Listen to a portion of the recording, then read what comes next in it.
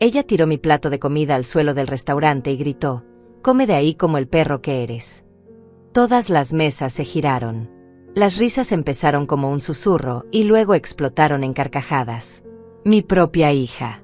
Mi Alicia. La niña que cargué en mis brazos durante noches enteras cuando tenía fiebre, la que abracé cuando le rompieron el corazón por primera vez, estaba ahí de pie, con esa sonrisa helada que no reconocía, mientras mi comida se desparramaba sobre las baldosas frías. Eduardo, mi yerno, se recostó en su silla y cruzó los brazos, como si estuviera disfrutando de un espectáculo. No dije nada. Mi boca se abrió, pero no salió ningún sonido. Solo sentí como mis manos temblaban debajo de la mesa. El mesero se quedó paralizado con una bandeja en alto. Una señora a la mesa de al lado tapó su boca con la servilleta, pero sus ojos brillaban con ese morbo cruel que tiene la gente cuando ve el sufrimiento ajeno y se alegra de que no sea el suyo. Escuché el tintineo de los cubiertos chocando contra los platos. Escuché murmullos. Escuché como alguien tosía para disimular una risa. Pero sobre todo escuché el silencio que salía de mi propio pecho, ese silencio pesado que te aplasta cuando sabes que cualquier palabra que digas será usada en tu contra. Miré el plato roto en el piso. Era un risotto de champiñones. Lo había pedido porque era el más barato del menú, aunque ellos habían pedido langosta y vino importado. Como siempre. Siempre yo pagando. Siempre yo siendo la invisible que firma los cheques y luego desaparece. Me levanté despacio. Sentí como mis rodillas crujían. Tengo 64 años y a veces mi cuerpo me recuerda cada uno de ellos. Tomé mi bolso, ese bolso de piel gastado que compré hace 15 años y que he remendado 3 veces porque nunca tuve dinero para uno nuevo. Todo mi dinero siempre fue para ellos. Caminé hacia la salida. Nadie me detuvo. Alicia ni siquiera me miró. Estaba revisando su teléfono, deslizando el dedo sobre la pantalla como si nada hubiera pasado. Eduardo le susurró algo al oído y ella sonrió. Esa sonrisa me dolió más que cualquier grito. Sentí como el aire frío de la calle me golpeaba la cara cuando salí. Había empezado a llover. Una llovizna fina que se sentía como agujas sobre mi piel. Me quedé parada ahí, bajo el toldo del restaurante, viendo cómo las luces de los autos se reflejaban en el asfalto mojado. Mi hermana Josefina salió corriendo detrás de mí. Ella había estado en otra mesa, con su esposo, y había visto todo. Me abrazó sin decir nada. Y yo me derrumbé. Ahí, en esa calle, con la lluvia cayendo y la gente pasando a nuestro lado, lloré como no lloraba desde el funeral de mi esposo. Josefina me llevó a su casa. Me preparó té de manzanilla y me envolvió en una manta. No hablamos mucho esa noche. No había nada que decir. Ella sabía. Siempre había sabido. Años atrás me había advertido. Margarita, no puedes comprar el amor de tu hija, me había dicho. Pero yo no le hice caso. Porque cuando perdí a Roberto, cuando mi esposo murió en ese accidente estúpido, cuando me quedé sola en esa casa enorme que de repente parecía un mausoleo, sentí que lo único que me quedaba era Alicia. Y tenía tanto miedo de perderla también, que hice lo impensable. Me convertí en su banco personal. Su cajero automático. Su solución a cada problema económico que Eduardo y ella creaban con su estilo de vida ridículamente caro. La casa donde viven. Yo pagué el enganche. $120,000 que saqué del seguro de vida de Roberto. La hipoteca mensual de $3,200. Yo. Siempre yo. Durante 8 años. 96 meses pagando una casa que ni siquiera tiene mi nombre en la escritura. Porque Alicia dijo que era importante que estuviera a nombre de ella y Eduardo para construir su patrimonio. Y yo, como la idiota que era, acepté. El auto de Eduardo. Un SUV negro que costó $58,000. Yo di el 30% de enganche. El vestido de novia de Alicia. $12,000 por un vestido color marfil con perlas importadas que usó una sola vez y que ahora está guardado en una caja en el ático. La luna de miel en Europa. $23,000. Yo les regalé París, Roma, Barcelona. Mientras yo me quedaba comiendo sopa enlatada para ahorrar. Y esa noche, mientras estaba acurrucada en el sofá de Josefina, con los ojos hinchados y el corazón roto, mi teléfono vibró. Era un mensaje de Eduardo. Lo abrí con manos temblorosas. Decidimos cortar todo contacto. Mantente lejos de nuestra familia. 8 palabras. 8 palabras que resumían 8 años de sacrificio, de noches sin dormir preguntándome si había sido buena madre, de cumpleaños olvidados, de llamadas no contestadas, de promesas rotas. Bajé la pantalla. Había otro mensaje. Era de Alicia. No contenía palabras. Solo había puesto un corazón de me gusta al mensaje de Eduardo. Mi propia hija.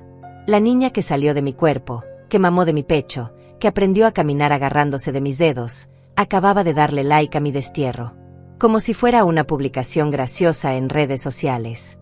Como si mi dolor fuera entretenimiento. Me quedé mirando esos mensajes durante horas. Josefina se había ido a dormir. La casa estaba en silencio. Solo se escuchaba el tic-tac del reloj de pared y la lluvia que seguía cayendo afuera. Y algo dentro de mí se rompió. Pero no de la forma en que ya se había roto antes. Esta vez no fue tristeza. Esta vez fue claridad. Una claridad fría y afilada como un cuchillo. Me levanté del sofá. Fui a mi bolso y saqué mi carpeta de documentos. Siempre la llevaba conmigo. Dentro estaban los contratos de la hipoteca, los recibos de pago, las transferencias bancarias, 8 años de evidencia. Y mientras los revisaba uno por uno, bajo la luz amarillenta de la lámpara de mesa, algo cambió en mi cerebro. La casa que ellos consideraban suya. La casa donde vivían, donde dormían, donde hacían sus vidas, donde probablemente estaban en ese momento riéndose de mí. Esa casa estaba a nombre de quien en realidad. Tomé el contrato principal. Lo leí línea por línea. Y ahí estaba. En letras pequeñas, pero absolutamente legales. El título de propiedad estaba a mi nombre. Margarita Sánchez Flores. Yo era la dueña legal. Eduardo y Alicia vivían en mi casa. La hipoteca que yo pagaba religiosamente cada mes estaba asegurada bajo mi nombre. Ellos nunca firmaron escritura. Nunca pusieron un solo dólar de su bolsillo. Legalmente, eran inquilinos. Y yo acababa de ser expulsada de la vida de mis inquilinos. Sonreí. Fue una sonrisa extraña. Una sonrisa que no había sentido en años. No era alegría. Era poder. Ese poder silencioso que nace cuando finalmente entiendes que tienes las cartas ganadoras y que los demás ni siquiera saben que estás jugando. Miré la hora. Eran las 11:15 de la noche. Tomé mi teléfono. Mis dedos temblaban, pero no de miedo. Temblaban de adrenalina. Escribí un mensaje. Corto. Directo. Sin emociones. Cancelando el pago de la hipoteca de su casa mañana. Y lo envié. A Eduardo. Con copia para Alicia. Después apagué el teléfono. Me recosté en el sofá. Y por primera vez en 8 años, dormí profundamente. Desperté a las 6 de la mañana. Josefina ya estaba en la cocina preparando café. El olor me trajo de vuelta a la realidad. Por un segundo, todo parecía normal. Luego recordé. El restaurante. El plato en el suelo. Las risas. Los mensajes. Mi mensaje. Tomé mi teléfono. Lo había dejado apagado toda la noche. Presioné el botón de encendido y esperé. La pantalla se iluminó lentamente. Y entonces comenzó. Vibración tras vibración tras vibración. Mensajes. Llamadas perdidas. Notificaciones que no paraban. 87 llamadas perdidas. 53 mensajes de WhatsApp. 20 mensajes de texto. Todos de Eduardo. Todos de Alicia. Algunos de números que no reconocía. Abrí el chat. Los primeros mensajes de Eduardo eran tranquilos. Casi burlones. Jaja, muy graciosa mamá Margarita. Ya deja el drama. Sabes que no puedes hacer eso. Luego, 2 horas después, el tono cambió. Contesta el teléfono. Ahora. Esto no es un juego. Y finalmente, a las 2 de la madrugada, por favor, necesitamos hablar. Esto es serio. Alicia había escrito menos, pero sus mensajes eran más desesperados. Mamá, por favor, no hagas esto. Piensa en tus nietos. Qué curioso. Nunca había conocido a esos nietos. Alicia llevaba 3 años diciéndome que estaba muy ocupada para que los visitara. demasiado ocupada para que la abuela que pagaba su casa conociera a los niños que vivían en esa casa. Bebí mi café despacio. Josefina me miraba desde la cocina. ¿Qué vas a hacer?, preguntó. Yo no respondí de inmediato. Tomé otro sorbo. El café estaba caliente y amargo, exactamente como me gusta. Voy a hacer lo que debí haber hecho hace 8 años, dije finalmente. Voy a recuperar lo que es mío. Josefina asintió. No dijo nada más. No necesitaba hacerlo. Ella entendía. Después de tantos años viéndome sangrar en silencio, finalmente entendía que esto no era venganza. Era supervivencia. A las 9 en punto llamé al banco. Me atendió una mujer llamada Patricia. Le expliqué la situación con voz calmada. Necesitaba cancelar los pagos automáticos de la hipoteca.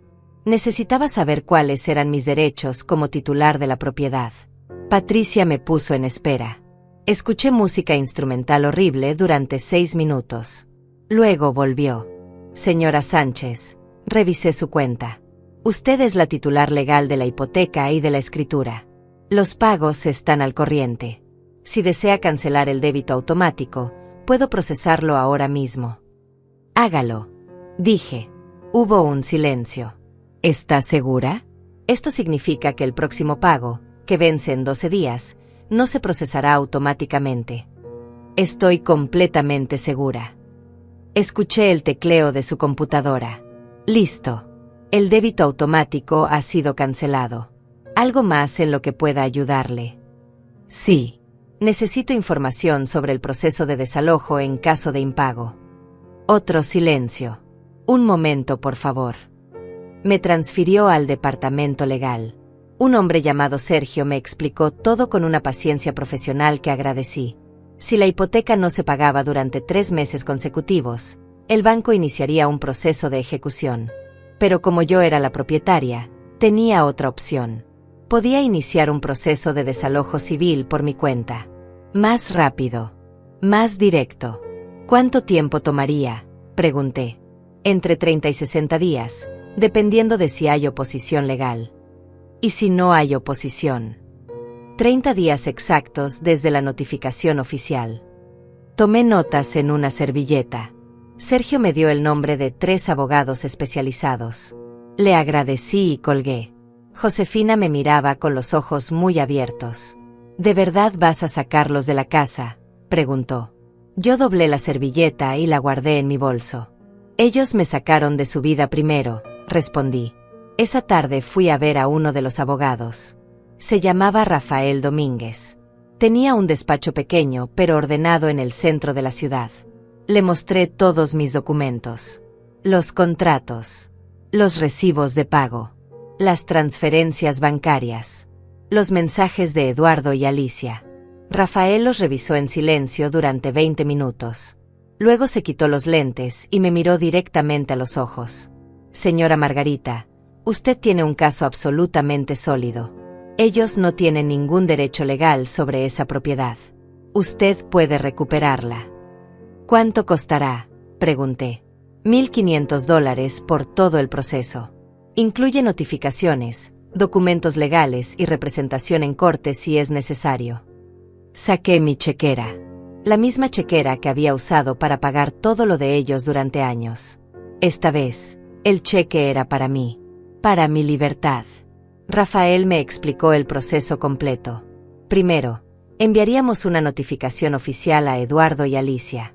Les daríamos 30 días para desocupar la propiedad voluntariamente. Si no lo hacían, procederíamos con la demanda de desalojo. Prepárese, me dijo Rafael.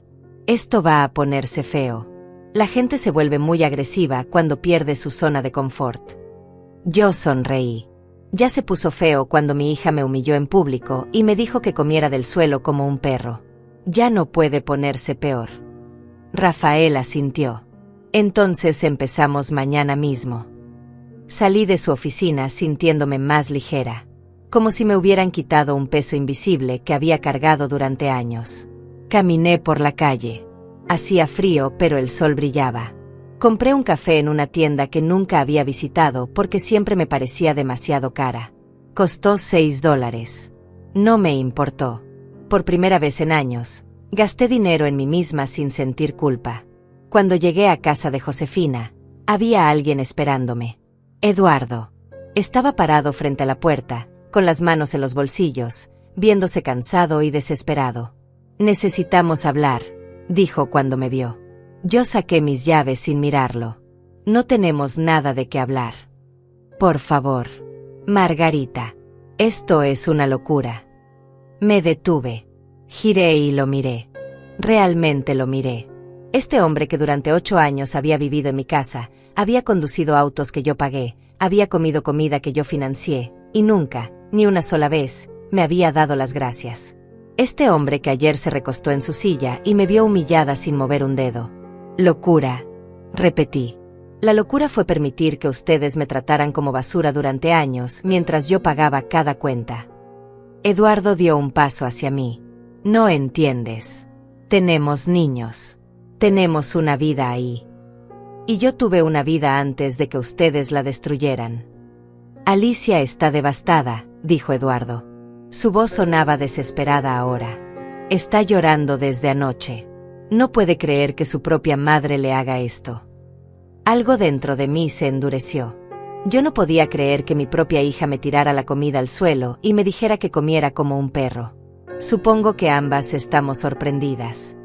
Eduardo cambió de táctica. «Te pagaremos la hipoteca. Lo prometemos. Solo dame tiempo». «Tuviste 8 años de tiempo». «1 mes. Dame 1 mes y te pago todo lo atrasado». «No hay nada atrasado todavía. Y no quiero su dinero. Quiero mi casa». La cara de Eduardo se transformó. La desesperación se convirtió en rabia. «Eres una vieja amargada. Por eso Alicia no quiere verte. Por eso tus nietos no te conocen. Porque eres tóxica». Esas palabras deberían haberme dolido. Hace una semana me habrían destrozado. Pero ahora solo sentí lástima. Lástima por este hombre que nunca aprendió que el respeto no se compra ni se exige. Se gana. Entré a la casa de Josefina y cerré la puerta. Eduardo se quedó afuera gritando durante 5 minutos. Luego escuché cómo su auto arrancaba y se iba. Josefina estaba sentada en la sala, tejiendo una bufanda color naranja. «¿Estás bien?», preguntó sin levantar la vista. «Estoy mejor que bien», respondí. Y era verdad. Por primera vez en años, sentía que tenía control sobre mi propia vida. Esa noche no pude dormir mucho. No por ansiedad, sino por claridad. Mi cerebro estaba procesando años de abuso emocional, años de manipulación silenciosa, años de ser tratada como una billetera con patas. Y ahora, finalmente, veía todo con una nitidez que casi dolía. Recordé cosas que había enterrado.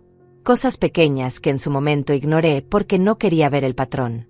El cumpleaños número 60 que pasé sola porque Alicia dijo que tenía una cena importante con clientes de Eduardo. Luego vi fotos en Facebook. Estaban en un bar con amigos, riendo, tomando cócteles caros. No hubo cena de negocios. Solo no quisieron pasar mi cumpleaños conmigo. La Navidad que me dejaron en el estacionamiento del supermercado porque no había espacio en el auto para llevarme a la cena familiar. Tuve que tomar un taxi. Cuando llegué, todos ya estaban comiendo. Nadie me había esperado. Nadie había guardado un lugar para mí en la mesa. Me senté en una silla plegable que sacaron del garaje. El Día de las Madres que olvidaron por completo. Ni una llamada. Ni un mensaje. Nada. Cuando finalmente los llamé 3 días después, Alicia dijo: «Ay mamá, perdón, es que estuvimos tan ocupados». Pero publicó 17 fotos ese fin de semana. Fotos en restaurantes, en el parque, en casa de amigas. No estaba ocupada. Solo no pensó en mí. Y el dinero. Siempre el dinero. No solo la casa. Eso era apenas la punta del iceberg. Había más. Mucho más. Los $10,000 que le presté a Eduardo para su negocio que nunca despegó. Nunca me devolvió ni un centavo. Los $5,000 para el tratamiento dental de Alicia porque su seguro no lo cubría. Los $3,000 para reparar su auto después de un accidente. Los $1,500 para los uniformes escolares de los niños. Los $800 para la fiesta de cumpleaños de mi nieto que ni siquiera me invitaron. Sumé todo en mi cabeza. Durante 8 años, además de la hipoteca, les había dado aproximadamente $73,000 en préstamos y ayudas. $73,000 que nunca volví a ver. $73,000 mientras yo usaba cupones en el supermercado y compraba ropa en tiendas de segunda mano. Al día siguiente, Rafael me llamó. La notificación está lista. ¿Quiere revisarla antes de enviarla? Fui a su oficina. El documento era formal, frío, perfecto. Notificaba a Eduardo Martínez y Alicia Sánchez de Martínez que tenían 30 días para desocupar la propiedad ubicada en calle Magnolias número 422. Que la propietaria legal, Margarita Sánchez Flores, estaba ejerciendo su derecho de recuperar su propiedad. Que cualquier pertenencia dejada después del plazo sería considerada abandonada. Firmé el documento. Rafael lo selló. Esto se envía por correo certificado hoy mismo. Lo recibirán en 2 días. Perfecto, dije. Mientras salía de la oficina, mi teléfono sonó. Era un número desconocido. Contesté. Señora Margarita. Era una voz de mujer que no reconocí. Sí, ¿quién habla? Soy Yolanda, la madre de Eduardo. Necesito hablar con usted urgentemente. Yolanda. La había visto quizás 5 veces en 8 años. Siempre fue distante conmigo, como si yo no fuera suficientemente buena para su hijo. Ahora me llamaba. ¿Qué necesita? Pregunté con voz neutral. Esto que está haciendo es una barbaridad. Son sus nietos. ¿Cómo puede dejarlos en la calle? Respiré profundo. Yolanda, con todo respeto, usted no sabe nada de lo que ha pasado. Sé que está siendo cruel y vengativa. Sé que está usando el dinero como arma. Me detuve en medio de la calle. La gente pasaba a mi alrededor. ¿Sabe cuánto dinero he gastado en su hijo y en mi hija durante 8 años? Más de $300,000. ¿Sabe cuántas veces Eduardo me ha agradecido? 0. ¿Sabe cuántas veces Alicia me invitó a cenar en esa casa que yo pago? 3 veces. 3 veces en 8 años. Y en la última, tiró mi plato al suelo y me dijo que comiera como un perro. Hubo silencio del otro lado. Eso no puede ser cierto. Hay testigos, incluyendo a mi hermana. Yolanda cambió de tono. Bueno, tal vez Alicia estaba molesta. Tal vez usted dijo algo que la provocó. Y ahí estaba. La justificación. La excusa. La manera en que las familias tóxicas siempre encuentran cómo culpar a la víctima. No voy a discutir esto con usted, dije. La casa es mía. Legalmente. Moralmente. De todas las maneras posibles. Y la voy a recuperar. Voy a hablar con un abogado, amenazó Yolanda. Hágalo. Mi abogado estará encantado de mostrarle todos los documentos. Colgué. Mis manos temblaban. No de miedo. De rabia contenida durante demasiado tiempo. Toda esa gente que ahora salía a defender a Eduardo y Alicia. ¿Dónde estaban cuando yo necesitaba apoyo? ¿Dónde estaban cuando me dejaron sola en Navidad? ¿Dónde estaban cuando nadie recordó mi cumpleaños? Silencio. Todos estaban en silencio. Porque mientras yo era útil, mientras era la que pagaba, no había problema. Pero ahora que ponía límites, ahora que reclamaba lo mío, de repente yo era la mala. 2 días después, Rafael me envió un mensaje. Notificación entregada y firmada por Eduardo Martínez a las 10:15 de la mañana. Sentí un nudo en el estómago. No de arrepentimiento, de anticipación. Sabía lo que venía. Y tenía razón. A las 11 de la mañana, mi teléfono explotó. Pero esta vez no eran solo Eduardo y Alicia. Era toda la familia. Primos que no veía hace años. Tíos que nunca me llamaban. Amigos de Alicia que ni siquiera conocía. Todos con el mismo mensaje. ¿Cómo puedes hacerle esto a tu propia hija? Eres una mala madre. Esto es abuso de ancianos al revés. Deberías estar apoyando a tu familia, no destruyéndola. Leí cada mensaje. Cada uno dolía un poco menos que el anterior. Porque todos tenían algo en común. Ninguno preguntó mi versión. Ninguno preguntó qué había pasado. Ninguno preguntó cómo me sentía. Solo asumieron que yo era la villana. Josefina entró a mi habitación. «Tienes que ver esto», dijo con cara seria. Me mostró su teléfono. Facebook. Alicia había publicado algo. Una foto vieja mía, de hace como 10 años, en blanco y negro, viéndome triste. Y el texto: cuando tu propia madre te traiciona y decide destruir a tu familia por un berrinche. Cuando el dinero es más importante que los nietos. Cuando te das cuenta de que el amor nunca fue real, solo era control. Estoy devastada. Mis hijos están preguntando por qué la abuela nos odia. No tengo respuestas. Solo lágrimas. Oren por nosotros. La publicación tenía 342 likes. 87 comentarios. Los leí todos. ¡Qué horrible madre!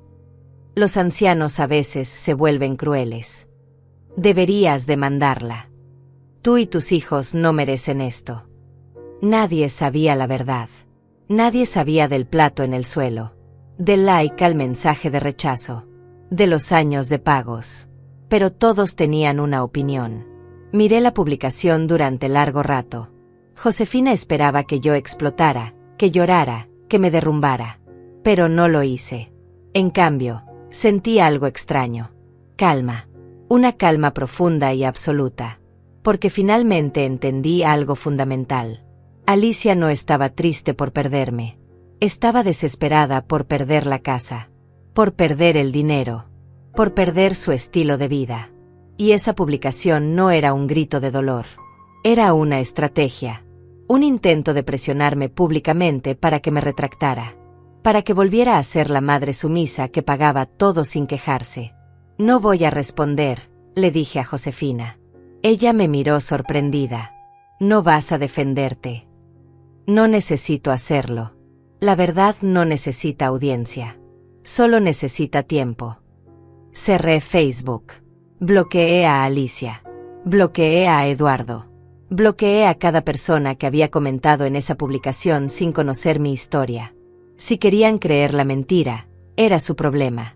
Yo ya no iba a gastar energía tratando de convencer a gente que ya había decidido que yo era la villana. Los días siguientes fueron extrañamente tranquilos. Bueno, tranquilos para mí. Porque afuera, según me contaba Josefina que seguía viendo las redes sociales, había una tormenta. Alicia publicaba algo nuevo cada día. Fotos de sus hijos con caras tristes. Explicándoles que pronto no tendremos hogar. Videos llorando frente a la cámara. No sé cómo llegamos a esto. Solo queríamos una familia unida. Historias en Instagram mostrando cajas de mudanza vacías. Empacando la vida que construimos porque el rencor es más fuerte que el amor. La gente comía cada palabra. Los comentarios eran brutales contra mí. Pero yo no los veía. Había tomado una decisión. No iba a dejar que la narrativa de Alicia me destruyera. Porque por primera vez en años, yo sabía la verdad completa. Y la verdad era mi armadura. Rafael me llamó en la mañana del día 12. Tengo noticias. Eduardo contrató un abogado. Mi estómago se apretó un poco. Y no tienen caso. Su abogado ya revisó los documentos. Sabe que van a perder. Pero Eduardo está pagándole para que intente retrasar el proceso. ¿Cuánto tiempo pueden retrasarlo? Tal vez 2 semanas. 1 mes máximo. Pero eventualmente, van a tener que salir. La ley es clara. Usted es la propietaria. Ellos no tienen derechos. Respiré. Está bien. Puedo esperar. Hay algo más, dijo Rafael. Su voz sonaba seria. El abogado de Eduardo insinuó que van a alegar abuso financiero.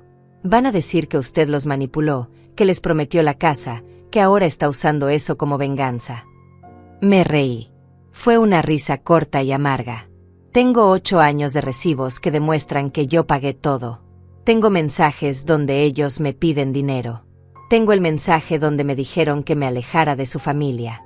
¿Quién está abusando de quién? Exacto, dijo Rafael. Por eso le digo que no se preocupe. Solo quería que estuviera preparada para las mentiras que van a inventar. Esa tarde decidí hacer algo que no había hecho en meses. Salí a caminar sola. No a la casa de Josefina, no al supermercado, no a ningún lugar con propósito. Solo caminé.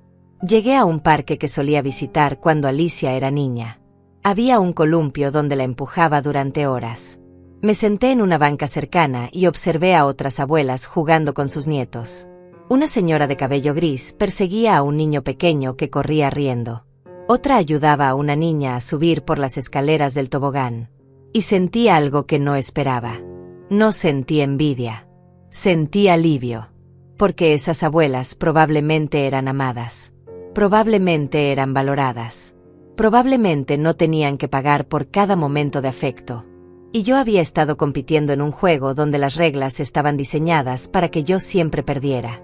Había estado mendigando amor en un lugar donde solo querían mi dinero. Mi teléfono sonó. Era un número que no tenía guardado, pero reconocí. Era el número de la casa. Mi casa. La que ellos habitaban. Dudé por un momento. Luego contesté. Hola. Era una voz pequeña. Una voz de niño. Abuela. Mi corazón se detuvo. Era mi nieto. Rafael. Tenía 7 años. Solo lo había visto en fotos. Hola mi amor, dije con voz temblorosa. ¿Cómo estás? Estoy triste, dijo. Su voz se quebraba. Mami dice que nos tenemos que ir de la casa porque tú estás enojada con nosotros. Cerré los ojos. Esto era bajo. Incluso para Alicia, esto era increíblemente bajo. Usar a un niño. Cariño, escúchame bien. Yo no estoy enojada contigo. Nunca podría estar enojada contigo. Entonces, ¿por qué tenemos que irnos? Es complicado. Son cosas de adultos.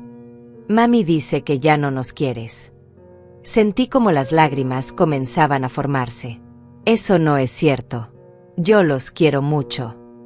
Entonces, ¿por qué nos haces esto? La voz de fondo cambió. Escuché a Alicia. Dale el teléfono, Rafael. Pero mami. He dicho que me des el teléfono. Ahora. Hubo ruidos. Luego la voz de Alicia. Fría. Calculada. ¿Escuchaste eso? ¿Escuchaste a tu nieto llorando? Eso es lo que estás causando. Alicia, no uses a tu hijo para esto. No lo estoy usando. Solo estoy siendo honesta con él. Le estoy explicando que su abuela prefiere el dinero antes que su familia. Yo no preferí nada. Ustedes fueron los que me cortaron de su vida. Ustedes me dijeron que me alejara. Yo solo estoy respetando su decisión. Teníamos derecho a estar molestos. Tú siempre has sido controladora. Siempre has usado el dinero para manipularnos. Algo dentro de mí se rompió. No de tristeza. De indignación absoluta. ¿Manipularlos? Alicia, yo pagué tu casa durante 8 años sin pedirles nada a cambio. Lo único que quería era un poco de respeto. Un poco de consideración. Y ni siquiera eso pude tener. Nosotros nunca te pedimos que pagaras la casa. Esa frase me dejó sin aire. Perdón. Nunca te pedimos que pagaras todo. Tú decidiste hacerlo. Tú querías sentirte importante. Querías sentir que nos tenías controlados. No podía creer lo que estaba escuchando. La reescritura de la historia era tan descarada, tan absolutamente falsa, que por un momento pensé que estaba hablando con una extraña. Alicia, tengo los mensajes. Tengo capturas de pantalla de cada vez que me pediste dinero. De cada vez que Eduardo me llamó porque no podían pagar algo. Lo tengo todo documentado. Hubo un silencio. Esos mensajes no demuestran nada.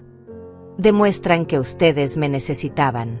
Y que ahora que pongo límites, inventan que yo era la controladora. ¿Sabes qué, mamá? Haz lo que quieras. Quédate con tu casa. Quédate con tu dinero. Pero no te atrevas a venir después buscando una relación con nosotros. No te atrevas a aparecer cuando estés vieja y sola y necesites que alguien te cuide. Porque no vamos a estar. Su voz era veneno puro. Vas a morir sola. Sin familia. Sin nadie. Y va a ser tu culpa. Colgó. Me quedé sentada en esa banca del parque con el teléfono en la mano. Las palabras de Alicia resonaban en mi cabeza. Vas a morir sola. Tal vez tenía razón. Tal vez terminaría mis días en un asilo sin visitas. Tal vez nadie lloraría en mi funeral. Pero había algo que Alicia no entendía. Ya estaba sola. Había estado sola durante años. Sola en cumpleaños olvidados. Sola en navidades frías. Sola pagando cuentas que no eran mías. Sola cargando el peso emocional de una familia que me veía como un banco. La única diferencia era que ahora aceptaba esa soledad. Y la soledad elegida duele menos que la soledad impuesta. Me sequé las lágrimas. Me levanté de la banca. Y caminé de regreso a casa de Josefina con la cabeza en alto. Porque por primera vez en mucho tiempo, estaba eligiendo mi propio camino. Y ese camino no incluía mendigar amor en lugares donde solo me daban migajas. Los siguientes días fueron un borrón de emociones contradictorias. Por un lado, sentía una paz extraña. Como si finalmente hubiera dejado de nadar contra la corriente y me hubiera permitido flotar. Por otro lado, había momentos de dolor agudo. Momentos donde recordaba a la Alicia pequeña, la que me abrazaba cuando tenía pesadillas, la que me decía que yo era la mejor mamá del mundo. Y me preguntaba dónde se había perdido esa niña. ¿En qué momento el amor se había convertido en transacción? ¿En qué momento yo había dejado de ser su madre para convertirme en su cajero automático? Josefina me encontró una noche sentada en la cocina, mirando fotos viejas en mi teléfono. No te tortures, me dijo. Pero no era tortura. Era despedida. Estaba despidiéndome de la hija que pensé que tenía. Estaba aceptando que esa persona ya no existía, si es que alguna vez existió. Rafael me citó en su oficina el día 17. Tenemos novedades, dijo. Su cara era seria, pero había algo en sus ojos que parecía satisfacción. El abogado de Eduardo solicitó una audiencia con el juez. Quieren presentar su caso. ¿Y eso qué significa? Significa que van a perder públicamente en lugar de en privado. El juez va a revisar los documentos, va a escuchar ambas partes, y va a dictaminar. Y señora Margarita, con todo respeto, ellos no tienen absolutamente nada. Me mostró los documentos que el abogado de Eduardo había presentado. Era risible. Alegaban que había un acuerdo verbal donde yo supuestamente les prometí la casa, que habían invertido emocionalmente en la propiedad, que sacarlo sería crueldad innecesaria. No había una sola prueba. No había contratos. No había testigos. Solo palabras vacías e intentos desesperados de reescribir la historia. ¿Cuándo es la audiencia?, pregunté. En 6 días. Martes a las 10 de la mañana. Estaré ahí. Esa noche no dormí. No por nervios. Por claridad absoluta. Sabía que iba a ganar. La ley estaba de mi lado. Los documentos estaban de mi lado. La verdad estaba de mi lado. Pero había algo más. Algo que no había procesado completamente hasta ese momento. Iba a ver a Alicia. Iba a estar en la misma habitación que ella. Y no sabía cómo me iba a sentir. ¿Iba a querer abrazarla? ¿Iba a querer gritarle? ¿Iba a sentir algo? Me levanté de la cama y fui a la sala. Josefina había dejado té de tila preparado. Lo calenté y me senté junto a la ventana. Afuera, la ciudad dormía. Las luces de las calles parpadeaban. Un gato cruzó la calle lentamente.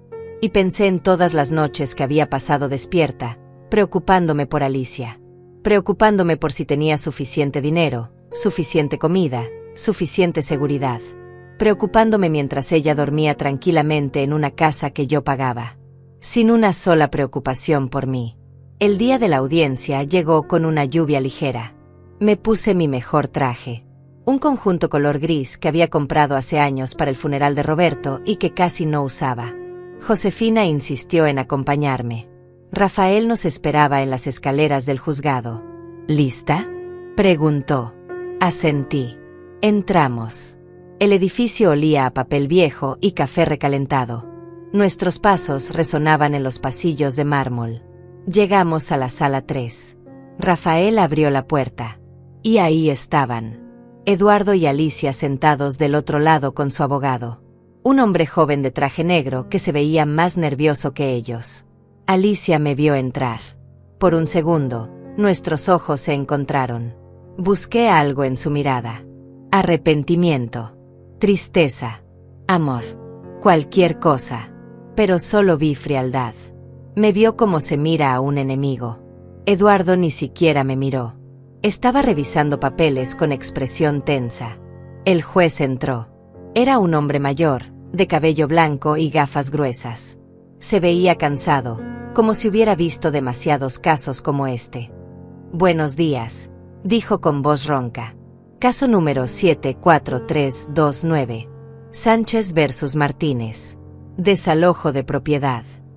Todos nos sentamos. Rafael presentó primero. Explicó el caso con claridad quirúrgica. Mostró los documentos de propiedad. Mostró los recibos de pago de 8 años. Mostró el contrato de hipoteca con mi nombre. Mostró las transferencias bancarias. Era abrumador. Era indiscutible. El juez revisaba cada documento con atención, asintiendo de vez en cuando. Luego le tocó al abogado de Eduardo. Se levantó nervioso. Su señoría, mi cliente alega que hubo un acuerdo verbal. La señora Sánchez prometió a su hija que la casa eventualmente sería de ella. Mi cliente ha vivido ahí durante 8 años bajo ese entendimiento. Han creado un hogar. Han formado una familia. Sacarlos ahora sería inhumano. El juez lo miró por encima de sus gafas. ¿Tiene pruebas de ese supuesto acuerdo verbal? El abogado titubeó. Tenemos el testimonio de mis clientes. ¿Algo más? ¿Testigos? ¿Emails? ¿Mensajes? Silencio. No, su señoría. El juez suspiró. ¿Algo más que desee presentar? El abogado miró a Eduardo. Eduardo le susurró algo. El abogado asintió. Su señoría, nos gustaría presentar evidencia del vínculo emocional y familiar. La señora Sánchez es la abuela de 2 menores que residen en esa propiedad. Desalojarlos afectaría gravemente a esos niños. Rafael se levantó inmediatamente. Objeción, su señoría.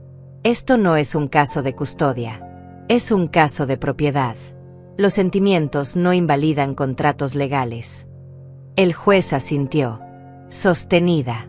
Abogado, a menos que tenga algo relevante al caso de propiedad, sugiero que concluya.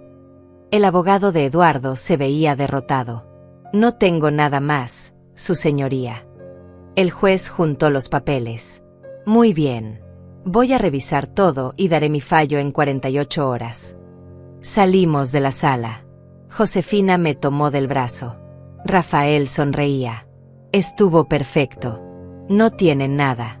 El juez va a fallar a su favor. Pero yo no estaba pensando en eso. Estaba pensando en cómo Alicia no había dicho una sola palabra durante toda la audiencia. No me había mirado. No había llorado. No había mostrado ninguna emoción.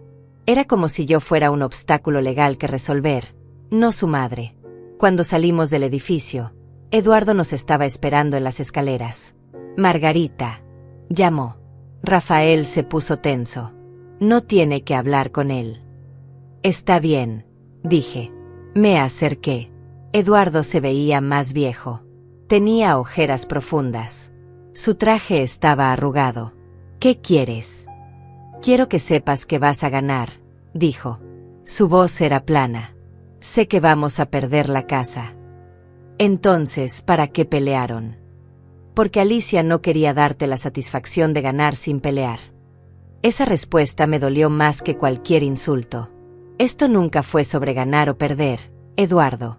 Fue sobre respeto. Tú no entiendes, dijo Eduardo. Alicia tiene tanto resentimiento contigo, tanto que llevaba guardado desde niña. Me quedé helada. ¿Resentimiento? ¿De qué? De que siempre trabajabas. De que Roberto te quería más a ti. De que cuando él murió, te volviste la víctima y ella tuvo que ser fuerte. Tiene todo un arsenal de cosas que te reprocha. Y yo he tratado de decirle que te deje ir, pero no puede. Porque odiarte es más fácil que amarte. No sabía qué decir. Entonces todo este tiempo estuvo usando mi dinero mientras me odiaba. Eduardo se encogió de hombros. La gente es complicada. No. La gente tóxica es complicada. La gente sana simplemente se va. Di media vuelta y me alejé. No quería escuchar más. No quería saber más, porque cada revelación solo hacía más profundo el agujero donde solía estar mi corazón. 2 días después, Rafael me llamó. Salió el fallo. Mi corazón latió fuerte. Y ganó. Completamente. El juez dictaminó que Eduardo y Alicia tienen 28 días para desocupar la propiedad. Si no lo hacen, la policía los desalojará por la fuerza. Además, el juez ordenó que no pueden dañar ni llevarse nada que esté fijo a la propiedad. Electrodomésticos, lámparas, nada que esté instalado. Debería haber sentido triunfo. Debería haber sentido alegría. Pero solo sentí vacío. Gracias, Rafael. Está bien. Sí. Solo cansada. Colgué. Josefina entró a la habitación. ¿Qué pasó? Gané. Ella me abrazó. Entonces, ¿por qué lloras? Porque ganar se siente como perder cuando lo único que querías era no tener que pelear. Esa noche, por primera vez desde que todo comenzó, me permití llorar de verdad. No por la casa, no por el dinero, sino por la hija que nunca tuve, por la familia que nunca fue real, por los años que desperdicié tratando de comprar algo que nunca estuvo en venta. Los 28 días pasaron en una especie de limbo extraño. Yo no hice nada. No llamé. No envié mensajes. No pregunté si necesitaban ayuda para mudarse. Simplemente esperé. Rafael me mantenía informada de los procedimientos legales. Eduardo había solicitado una extensión de 15 días. Negada. Alicia había intentado apelar el fallo. Rechazada. Era como ver a alguien ahogándose y saber que no puede salvarlos porque ellos mismos cortaron la cuerda salvavidas. Josefina me preguntaba cada mañana cómo me sentía. Y yo siempre respondía lo mismo. Tranquila. Y era cierto. Había una paz en la inevitabilidad. En saber que ya no tenía que hacer nada más. Que la justicia, por una vez, estaba siguiendo su curso natural sin que yo tuviera que empujar, rogar o sacrificar. El día 23 recibí un mensaje de un número desconocido. Soy Guillermo, primo de Eduardo. Necesito hablar contigo sobre la situación.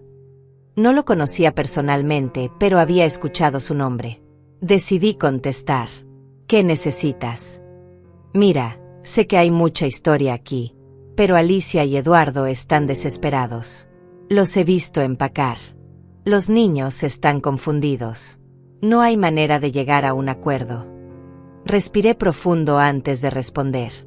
Guillermo, con todo respeto, llegué a acuerdos durante 8 años. Pagué. Callé. Acepté. Y cuando puse un límite, ellos me cortaron de sus vidas. Ahora solo estoy respetando su decisión. Pero son familia. Esa palabra. Esa maldita palabra que siempre se usa para justificar el abuso. La familia no tira tu comida al suelo en público. La familia no te humilla y luego te dice que te alejes. La familia no te usa como banco y luego te odia por poner límites. Hubo un silencio largo. Entiendo, dijo finalmente. Solo quería intentar. Lo sé. Y te lo agradezco. Pero esto ya no tiene vuelta atrás. El día 26, Josefina entró corriendo a mi habitación. Tienes que ver esto. Me mostró su teléfono. Instagram. Alicia había hecho una transmisión en vivo. La grabación todavía estaba disponible. Le di play.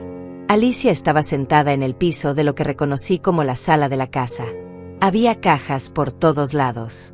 Sus ojos estaban rojos. Su voz temblaba. Hoy es uno de los días más difíciles de mi vida. En 2 días, mi familia y yo seremos desalojados de nuestra casa. La casa donde mis hijos dieron sus primeros pasos. La casa donde celebramos cumpleaños, navidades, donde construimos recuerdos. Y todo porque mi madre decidió que el dinero era más importante que nosotros. Hizo una pausa dramática. Algunas lágrimas corrieron por sus mejillas. Mucha gente me ha preguntado por qué llegamos a este punto. Y la verdad es complicada. Pero lo que puedo decir es que a veces las personas mayores se vuelven resentidas. Se vuelven amargas. Y usan su poder para lastimar a quienes deberían proteger. Los comentarios eran un río de apoyo. Te abrazo fuerte. Eres tan fuerte. Tu madre no merece tu perdón. Karma es real. Alicia continuó. Quiero que mis hijos sepan algo. Cuando sean grandes y vean esto, quiero que sepan que su mamá luchó. Que intenté todo. Que traté de razonar, de negociar, de pedir perdón por cosas que ni siquiera hice mal. Pero a veces, el amor no es suficiente contra el egoísmo. Cerró los ojos. Si estás viendo esto, mamá, solo quiero que sepas una cosa. Te perdono. Perdono tu crueldad. Perdono tu rencor. Perdono que hayas elegido lastimarnos. Porque yo, a diferencia de ti, sé lo que es el amor incondicional. La transmisión terminó. Tenía 800.000 visualizaciones. Me quedé mirando la pantalla en blanco. Josefina esperaba mi reacción. ¿Qué vas a hacer? Nada. ¿Nada? Margarita, está mintiendo descaradamente. Lo sé. ¿Y no te importa que miles de personas crean que eres un monstruo? Josefina, la gente que me conoce sabe quién soy. La gente que no me conoce va a creer lo que quiera creer sin importar lo que yo diga. No voy a pelear en redes sociales por mi dignidad. Pero esa noche, sola en mi habitación, sentí algo que no había sentido en semanas. Rabia. Rabia pura y ardiente. No porque Alicia estuviera mintiendo, sino porque lo hacía tan bien, tan convincentemente, con tantas lágrimas perfectamente sincronizadas. Y me di cuenta de algo horrible. No sé si alguna vez la conocí realmente. No sé si la niña que yo criaba era real o si siempre fue una actriz. Si el amor que me mostraba de pequeña era genuino o si ya entonces estaba aprendiendo a manipular. Saqué mi teléfono. Abrí mis fotos. Tenía carpetas y carpetas de recuerdos. Fotos de Alicia de bebé. De su primer día de escuela. De su graduación. De su boda. Miles de fotos donde yo sonreía orgullosa, pensando que estaba capturando momentos de amor. Pero ahora, mirándolas con ojos nuevos, me preguntaba cuántas de esas sonrisas eran reales. Cuántas veces ella posó para la foto pensando en lo que podía obtener de mí. El día 28 amaneció gris. Lloviznaba suavemente. Rafael me llamó temprano. Hoy es el día. ¿Quiere estar presente durante el desalojo? No. La respuesta salió automática. No necesito ver eso. Entiendo. Yo estaré ahí representándola. Me aseguraré de que todo se haga correctamente. Gracias, Rafael. Colgué. Las horas pasaban con lentitud dolorosa. Cada minuto se sentía como una hora. Josefina trató de distraerme con conversación, con comida, con películas. Pero yo solo podía pensar en una cosa. En ese momento exacto, Eduardo y Alicia estaban sacando sus cosas de mi casa. Estaban cerrando puertas. Estaban diciendo adiós a un lugar que consideraban suyo, pero que nunca lo fue.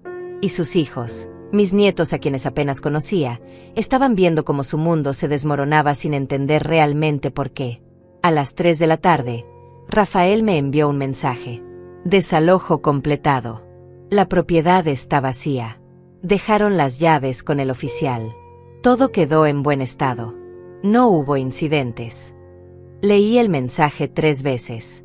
Era tan simple, tan definitivo. 8 años de historia resumidos en 4 líneas. Gracias, respondí. ¿Cuándo quiere ir a ver la casa?, preguntó. Mañana. Necesitaba una noche más. Una noche para procesar que finalmente había terminado. Que había recuperado mi propiedad, pero había perdido a mi familia. Que había ganado la batalla legal, pero la guerra emocional me había dejado cicatrices que probablemente nunca sanarían completamente. Esa noche soñé con Alicia. Pero no con la Alicia adulta. Soñé con la niña de 5 años que solía treparse a mi cama cuando tenía pesadillas. La que me abrazaba y decía "te quiero mamá" con esa voz pequeña y sincera. Y en el sueño, yo le preguntaba, ¿qué te pasó? ¿Dónde quedó esa niña?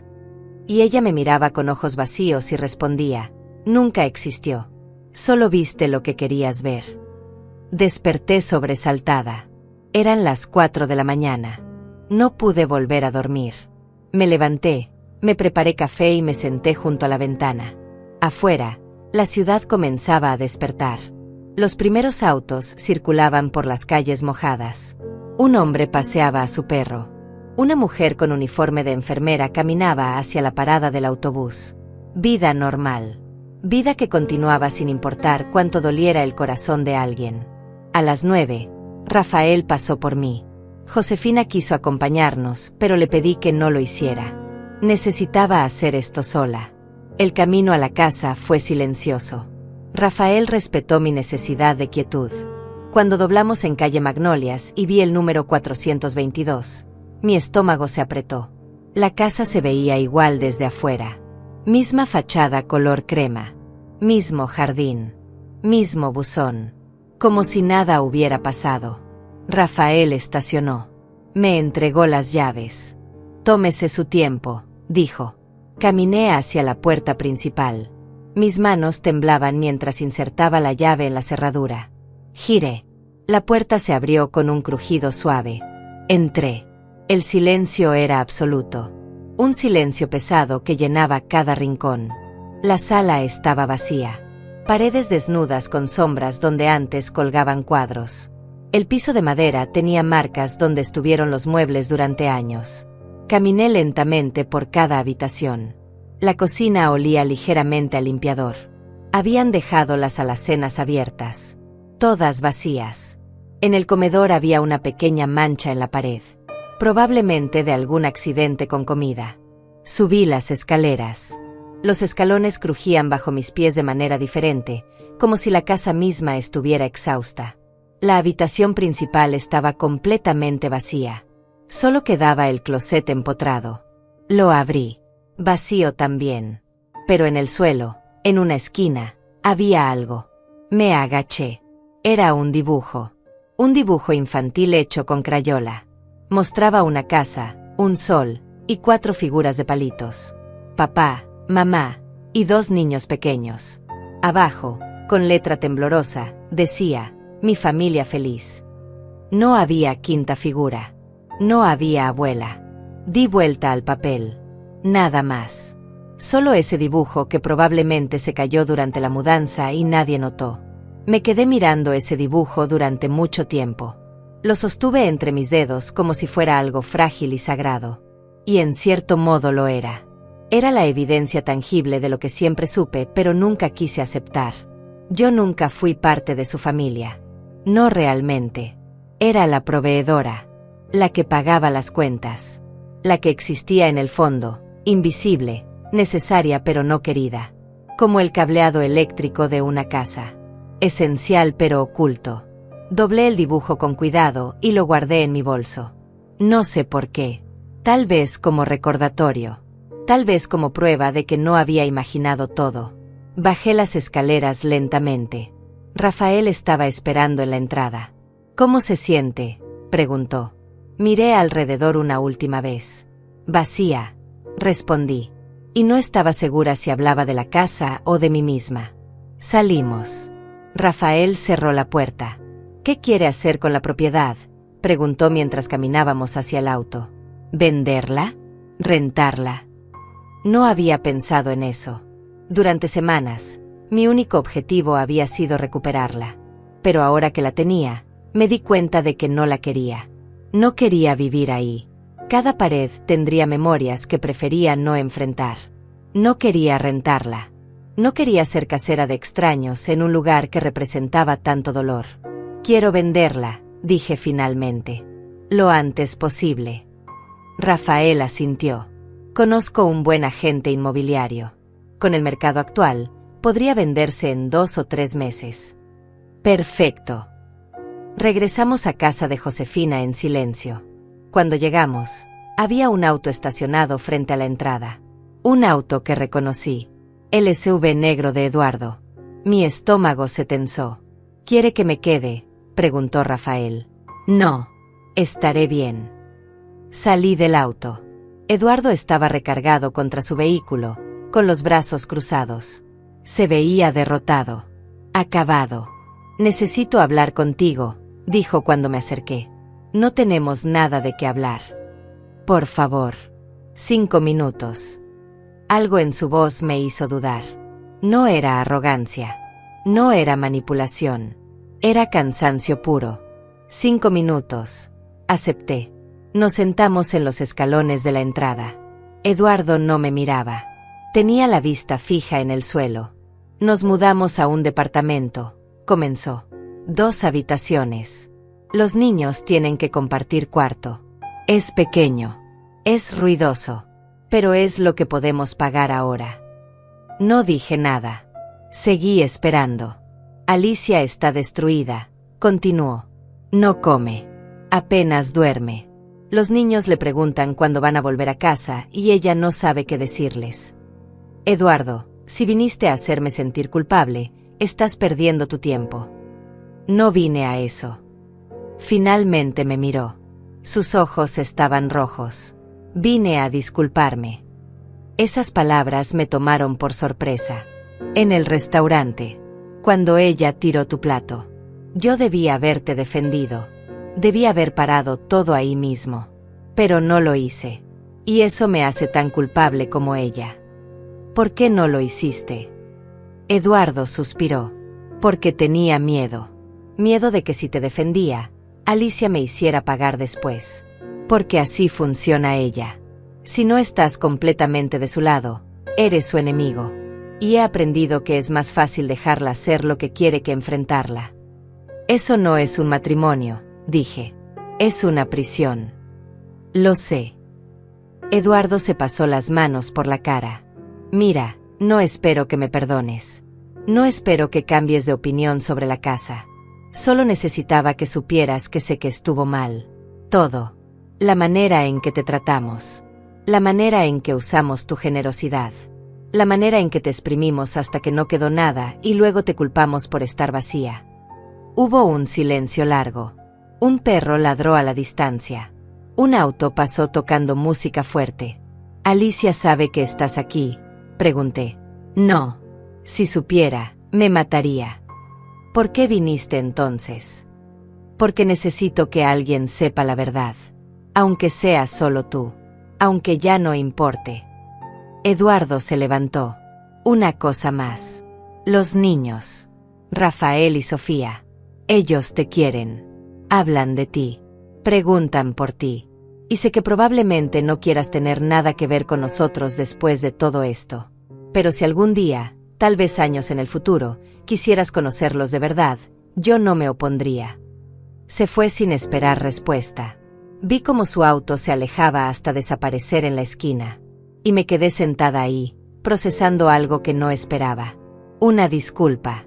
Pequeña, tardía, insuficiente, pero real. Esa noche, Josefina preparó enchiladas. Mi comida favorita. Come, me ordenó. Has perdido peso y no te favorece. Comí mecánicamente. La comida estaba deliciosa, pero yo no podía saborearla realmente. Mi mente estaba en otro lugar. Pensando en Eduardo. En sus palabras. En su admisión de culpa. Y me di cuenta de algo. Perdonar no significa olvidar. No significa reconciliarse. No significa volver a como era antes. Perdonar solo significa soltar el veneno para que no te siga envenenando. Y tal vez, solo tal vez, podía perdonar a Eduardo. No porque él lo mereciera, sino porque yo merecía paz. Alicia era otra historia. Con ella, el perdón sería más complicado, más doloroso, más largo. Tal vez nunca llegaría. Y tenía que estar en paz con eso también. Los días se convirtieron en semanas. El agente inmobiliario puso la casa en venta. Hubo visitas, ofertas, contraofertas. Finalmente, después de 6 semanas, acepté una oferta. Una familia joven con 3 hijos. La mujer estaba embarazada del cuarto. Me mostraron fotos. Se veían felices. Genuinamente felices. Es perfecta para nosotros, dijo la mujer con lágrimas en los ojos. Nuestros hijos finalmente tendrán espacio para crecer. Firmé los papeles. La casa se vendió por $380,000. Después de pagar lo que quedaba de hipoteca y los costos de cierre, me quedaron $294,000. Era más dinero del que había tenido en mi cuenta en toda mi vida. Y era todo mío. No para Alicia. No para Eduardo. No para nadie más. Solo mío. Rafael manejó todo el proceso con eficiencia. El día de la firma final, me dio la mano. Ha sido un honor representarla, señora Margarita. Espero que encuentre paz con todo esto. Gracias, Rafael, por todo. Salí de su oficina sintiéndome extrañamente liviana, como si hubiera estado cargando piedras durante años y finalmente las hubiera dejado caer. Josefina me esperaba en el auto. ¿Está hecho?, preguntó. Está hecho. Manejó en silencio durante un rato. Luego preguntó, ¿y ahora qué? Esa pregunta me había estado rondando durante días. ¿Y ahora qué?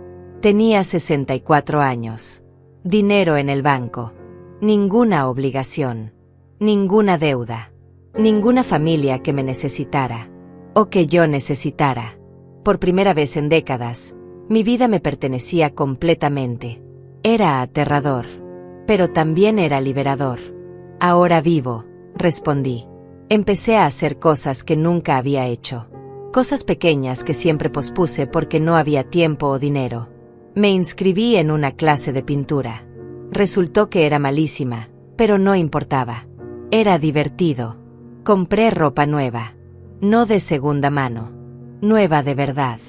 Me sentía tonta gastando dinero en mí misma, pero Josefina me recordaba, es tu dinero. Eres libre de hacer lo que quieras con él. Fui al dentista. Me arreglé 3 muelas que había estado ignorando durante años porque el tratamiento era caro.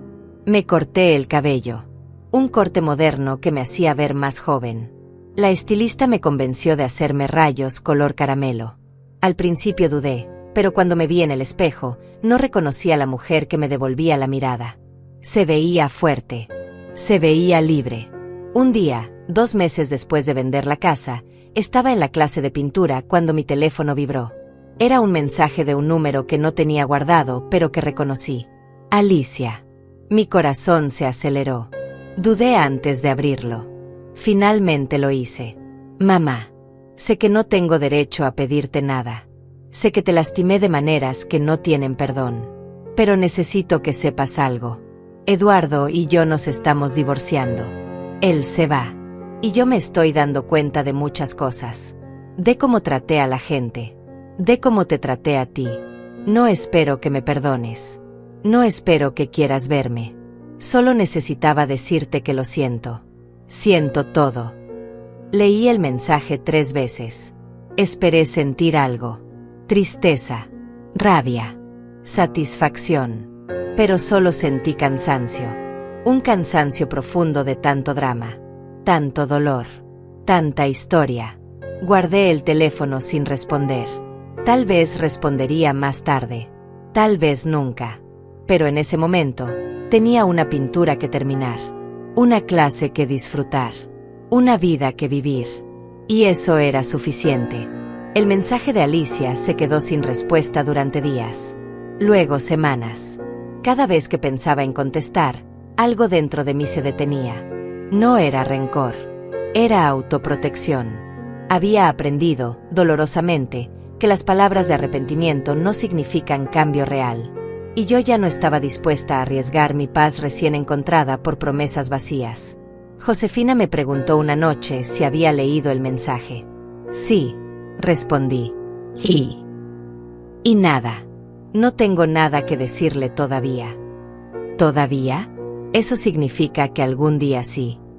Me encogí de hombros. No lo sé. Tal vez. O tal vez nunca. Y estoy en paz con ambas posibilidades. Josefina asintió. Ella entendía. Después de tantos años viéndome sufrir, finalmente entendía que mi sanación no dependía de la reconciliación. Dependía de mí misma. Decidí hacer algo radical. Algo que había soñado durante 30 años, pero que siempre pareció imposible. Decidí viajar. Sola. Sin itinerario fijo. Sin obligaciones. Solo yo y el mundo. Josefina pensó que estaba loca. Viajar sola a tu edad. ¿Y qué tiene mi edad?, respondí. Tengo 64 años, no 90. Todavía puedo caminar, pensar y disfrutar. Reservé un boleto a España. Siempre había querido conocer Barcelona, ver la Sagrada Familia, caminar por las Ramblas, comer paella en un restaurante con vista al mar. Cosas simples que se convirtieron en sueños durante años de sacrificio. El día que partí, Josefina me llevó al aeropuerto. Me abrazó fuerte.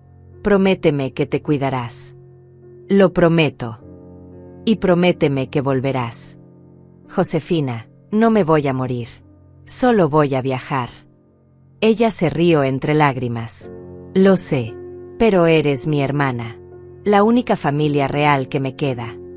Esas palabras me llegaron al corazón, porque era verdad. Ella había estado ahí, siempre, sin pedir nada a cambio. Barcelona me robó el aliento. Las calles estaban llenas de vida, de colores, de aromas que nunca había experimentado. Caminé durante horas. Me perdí a propósito en callejones estrechos. Comí en restaurantes pequeños donde nadie hablaba español de América, solo catalán y castellano con acento diferente. Me sentí anónima, libre. Nadie me conocía. Nadie sabía mi historia. Nadie me juzgaba. Era simplemente Margarita, una mujer disfrutando de la vida. Una tarde, en un café cerca de la playa, conocí a una mujer llamada Carmen. Tenía 72 años, era de Madrid, y viajaba sola también. Mi esposo murió hace 3 años, me contó mientras tomábamos vino tinto. Y decidí que no iba a desperdiciar el tiempo que me queda llorando en casa. Hablamos durante horas. Sobre pérdidas. Sobre hijos ingratos. Sobre la libertad que viene después del dolor. «¿Sabes qué descubrí?», dijo Carmen. «Que la felicidad no está en las personas. Está en los momentos. Y tú decides qué momentos crear». Regresé de España 3 semanas después. Bronceada, descansada, cambiada. Josefina casi no me reconoció. «Te ves diferente», dijo. «Me siento diferente». Y era verdad. Algo había cambiado fundamentalmente dentro de mí. No era solo el viaje. Era la certeza de que podía ser feliz sola. De que no necesitaba la aprobación de Alicia para validar mi existencia. De que mi valor no dependía de cuánto daba a otros, sino de cuánto me respetaba a mí misma. Esa noche, finalmente abrí el mensaje de Alicia otra vez. Lo leí con ojos nuevos. Y por primera vez, decidí responder. «Alicia, recibí tu mensaje. Agradezco tu disculpa. Pero necesito que entiendas algo. Una disculpa no borra años de daño. No borra la humillación. No borra el dolor.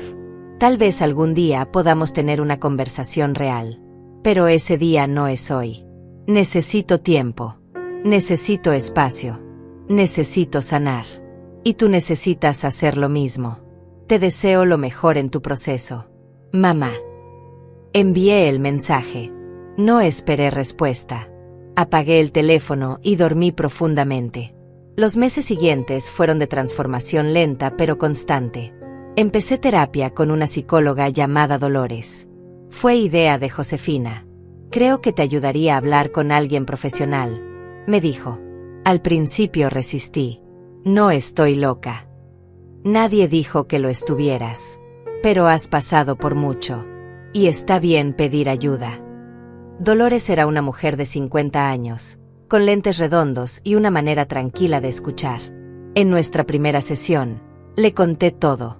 El restaurante, la casa, los años de abuso financiero, el juicio, todo. Ella escuchó sin interrumpir. Al final, dijo algo que nunca olvidaré. «Margarita, lo que viviste se llama abuso emocional y financiero. Y no es tu culpa. Las víctimas de abuso no son débiles. Son personas con mucha capacidad de amor que fueron explotadas por personas sin capacidad de darlo de vuelta». Lloré en esa sesión. Lloré por años de culpa que no merecía cargar. Las sesiones con Dolores se volvieron mi ancla. Cada semana, desempacábamos otra capa de dolor. Descubrí patrones que venían desde mi infancia. Mi madre había sido similar a Alicia. Demandante. Nunca satisfecha. Siempre comparándome con otros. Y yo había pasado mi vida tratando de ganar su amor a través del sacrificio. Cuando ella murió, transferí ese patrón a Alicia. Sin darme cuenta, había criado a mi hija para que me tratara como mi madre me trató. Era un ciclo. Y yo lo había perpetuado. Pero reconocer eso no te hace culpable, me recordó Dolores. Te hace consciente. Y la conciencia es el primer paso hacia la libertad. Poco a poco, empecé a soltar. No solo a Alicia, sino a toda la idea de que necesitaba ser necesitada para tener valor. Empecé a entender que mi existencia tenía sentido solo por existir. No por lo que daba. No por lo que pagaba. Simplemente por ser. Una tarde de abril, casi 6 meses después del desalojo, estaba en el parque alimentando palomas cuando vi a alguien conocido. Era Rafael, mi nieto. El niño de 7 años que me había llamado llorando aquella vez. Estaba jugando en los columpios con otro niño. Una mujer joven, probablemente una niñera, lo vigilaba desde una banca cercana. Mi corazón se aceleró. Quise acercarme. Quise abrazarlo. Quise decirle tantas cosas. Pero me detuve. Porque acercarme significaría abrir una puerta que apenas había logrado cerrar. Significaría arriesgarme a más dolor. Más complicaciones. Más drama. Rafael me vio. Por un segundo, nuestros ojos se encontraron. Él frunció el ceño, como tratando de recordar. Luego sonrió tímidamente y me saludó con la mano. Yo le devolví el saludo. Y eso fue todo. Él volvió a jugar. Yo volví a alimentar palomas. Y aunque mi corazón dolía, supe que había hecho lo correcto. Porque los niños no necesitan abuelas que cargan culpas y resentimientos. Necesitan adultos sanos. Y yo todavía estaba trabajando en mi sanidad. Esa noche le conté a Dolores sobre el encuentro en nuestra sesión. ¿Cómo te sentiste?, preguntó. Triste, pero también aliviada. ¿Aliviada? Sí, porque me di cuenta de que puedo amarlos sin necesitar estar en sus vidas. Puedo desearles lo mejor desde lejos. Y eso no me hace mala abuela. Me hace una mujer que se está protegiendo. Dolores sonrió. Eso se llama amor maduro. Es el amor que no necesita reciprocidad para existir. Es el amor más difícil, pero también el más puro. Salí de esa sesión sintiéndome más ligera que nunca. Como si finalmente hubiera puesto una pieza del rompecabezas que faltaba. No necesitaba el perdón de Alicia. No necesitaba su amor. No necesitaba ser parte de su familia. Solo necesitaba estar en paz conmigo misma. Y lentamente, dolorosamente, estaba llegando ahí. Josefina organizó una cena para celebrar mi cumpleaños 65. Invitó a algunas de sus amigas que se habían convertido en mis amigas también. Mujeres de nuestra edad con historias similares. Divorcios difíciles. Hijos complicados. Vidas reconstruidas. Nos sentamos alrededor de la mesa comiendo, riendo, compartiendo. Una de ellas, Estela, levantó su copa. Por Margarita. Por la mujer más valiente que conozco. La que se atrevió a elegirse a sí misma cuando todos esperaban que se sacrificara. Brindamos. Y en ese momento, rodeada de mujeres que me conocían, me valoraban y me querían sin condiciones, me di cuenta de algo profundo. La familia no siempre es sangre. A veces es elección. A veces son las personas que aparecen cuando todos los demás se van. A veces son las hermanas que eliges, no las que heredas. Y yo había encontrado mi familia real. Estaba sentada en esa mesa, riendo, viviendo, siendo. Un año después del incidente en el restaurante, mi vida era irreconocible. No porque hubiera cambiado de ciudad o de identidad, sino porque había cambiado por dentro. Me había mudado de casa de Josefina a un departamento pequeño, pero luminoso en el centro. Tenía 2 habitaciones, balcón con vista a un parque, y era completamente mío. Cada mueble lo elegí yo. Cada cuadro en la pared reflejaba mi gusto. No había fantasmas ahí. No había recuerdos dolorosos. Solo presente. Solo yo construyendo algo nuevo desde cero. Seguía yendo a terapia. Seguía pintando, aunque mis cuadros seguían siendo terribles. Había hecho amigas nuevas en una clase de yoga. Mujeres que no sabían nada de mi pasado y que me aceptaban por quien era ahora. Era liberador ser solo Margarita. No la madre de alguien. No la víctima de algo. Solo yo. Una tarde de marzo, recibí un sobrecertificado. Lo abrí con manos temblorosas. Era una carta de Alicia, escrita a mano. 4 páginas. La leí lentamente, sentada en mi balcón con una taza de té. Mamá, comenzaba. Han pasado meses desde que respondiste mi mensaje. Y he estado en terapia desde entonces. Mi terapeuta me hizo ver cosas que nunca quise admitir. Me hizo ver que fui abusiva contigo, que te usé, que te manipulé. Y lo peor de todo, que me convencí a mí misma de que tú eras el problema para no tener que enfrentar quién era yo realmente. Continué leyendo. Alicia hablaba de su divorcio con Eduardo, de cómo él había dicho verdades que ella no quiso escuchar durante años, de cómo sus propias amigas se habían alejado cuando vieron su verdadera naturaleza, de cómo estaba criando a sus hijos sola, en un departamento modesto, trabajando por primera vez en su vida. ¿Y sabes qué descubrí, mamá? Que el mundo no me debe nada, que la vida es dura, que el dinero no aparece mágicamente, y que tú lo sabías todo el tiempo. Pero yo estaba tan cómoda usándote que nunca quise aprender. La carta continuaba.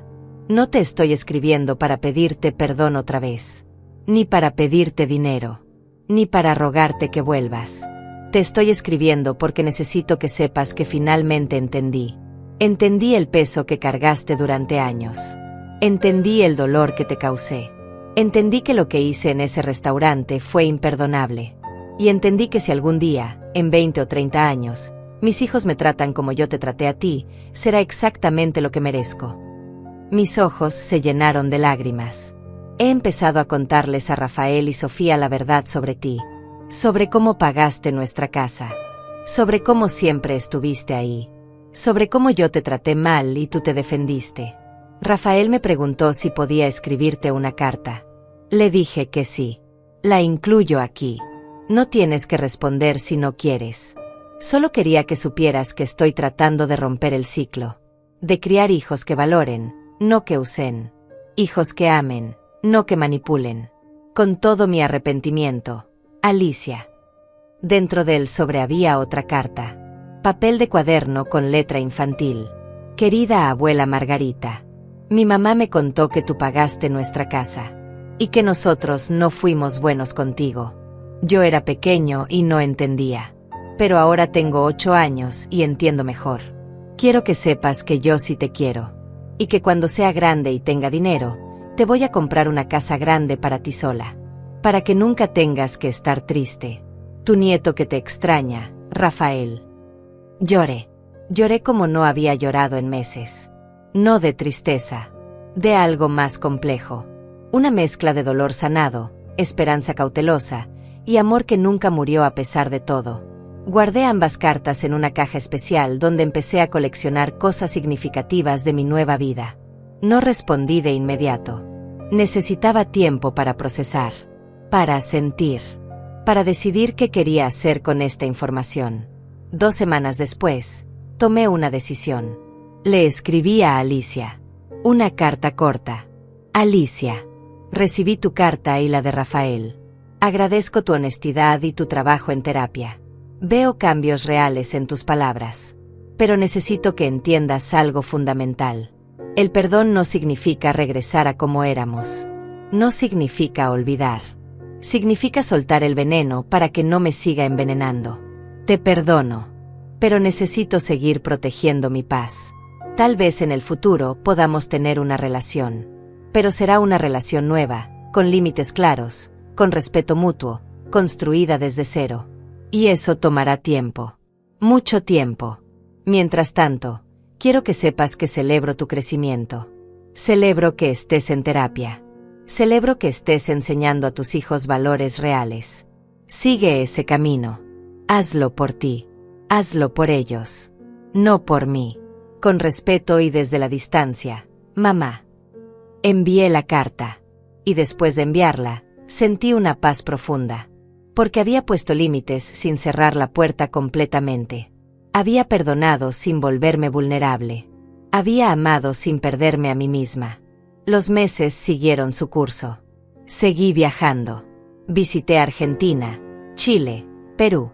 Cada país me mostraba una nueva versión de mí misma. Una versión más fuerte, más libre, más completa. En Lima conocí a un hombre llamado Ernesto. Tenía 68 años, era viudo, profesor de historia retirado. Nos conocimos en un museo. Empezamos a hablar de una pintura y terminamos conversando durante 4 horas en un café. No hubo romance, pero hubo conexión. Una amistad genuina con alguien que también había sobrevivido pérdidas y había elegido seguir viviendo. Intercambiamos números. Nos escribimos ocasionalmente. Y esa amistad ligera, sin expectativas, sin demandas, era hermosa en su simplicidad. Me recordaba que aún había espacio para conexiones nuevas en mi vida. En mi cumpleaños 66, organicé una pequeña reunión en mi departamento. Josefina, mis amigas del yoga, Carmen que había venido de visita desde España, y Ernesto que estaba de paso por la ciudad. Comimos, reímos, bailamos canciones viejas. Y en medio de la celebración, mi teléfono sonó. Era un número desconocido. Dudé. Luego contesté. Hola. Abuela. Era Rafael. Mi voz se quebró. Hola, mi amor. Mi mamá me dejó llamarte para tu cumpleaños. Quería desearte feliz cumpleaños. Gracias, cariño.